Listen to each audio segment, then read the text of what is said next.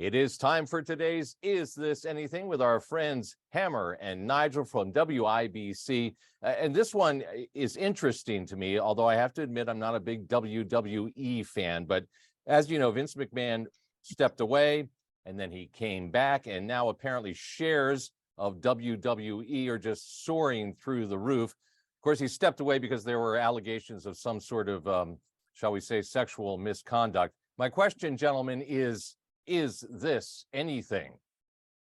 Yes, this is something. Now, you don't have to be into wrestling to appreciate a good soap opera from time to time. And normally on WWE and wrestling, it's storyline, it's scripted, it's like a soap opera for dudes. But this is real life stuff here. We're talking about a billion-dollar company that is going through quite a bit. So you mentioned it earlier. First, Vince McMahon, the longtime iconic owner of the WWE, was kicked out. There were some shenanigans going on. There was some hush money. So the board of directors said, "You're bad for business." They gave him the boot. Well, in kind of a hostile takeover, he's back and he's fired the people that kicked him out. And he says he's back to sell the company. Now, news outlets like the Wall Street Journal and Variety were reporting earlier this week that they were close to a deal with a big group from Saudi Arabia, WWE being sold to the Saudis, which would be pretty interesting.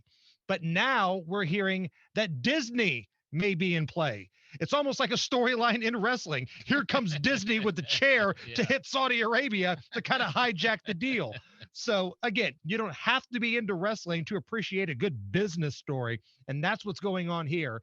And George, I don't buy for 1 minute that you don't watch wrestling, because I've heard stories about what happens at Wish TV. When Marcus Bailey misses a forecast, you put him through a table. Well, it's happened. I am a big fan of Bruno Sammartino, but that's back in the day, of course. So, all right. Hey, moving on to another big story.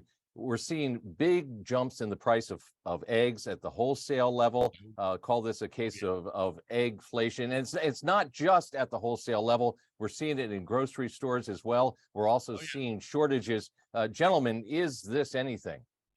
I'm telling you, George, it's something, but it might not be for the reason you think it is. First of all, the avian flu has a lot to do with the price of eggs right now, which are averaging about $4.33 a dozen, even more than that if you want to buy organic.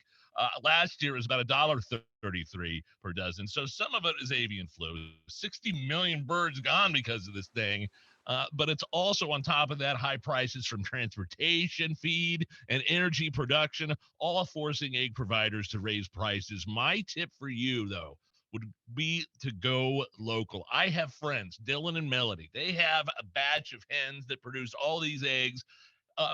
100% better than any store-bought egg you can buy. Fresh eggs are the best. Half the price. These are the kind that you don't refrigerate. You just let them sit on your counter. They are so good. So shop local. Find somebody that does it for half the price and 100 times better the quality. Just a little tip from the Hammer and Nigel show. But by the way, data showing shoppers have been accepting these other high prices when they shop at the grocery store. Sales of eggs have only dropped about 2% since December. So because it's one of those things people need, That's though. Right. Like they keep jacking up the price because they know families eat eggs.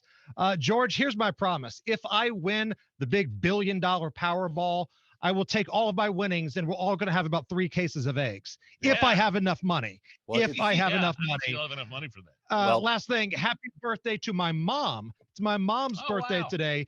She's going to be celebrating doing what she does best, yelling at me and being disappointed. All right. Happy birthday, Mama Hammer. By the way, you know who's got chickens in the backyard? The First Lady of the great state of Indiana. Mrs. Holcomb built a chicken coop out back right there at the first residence. They got them some chickens. That's the way to do it. All right, gentlemen, thanks so much for joining us today.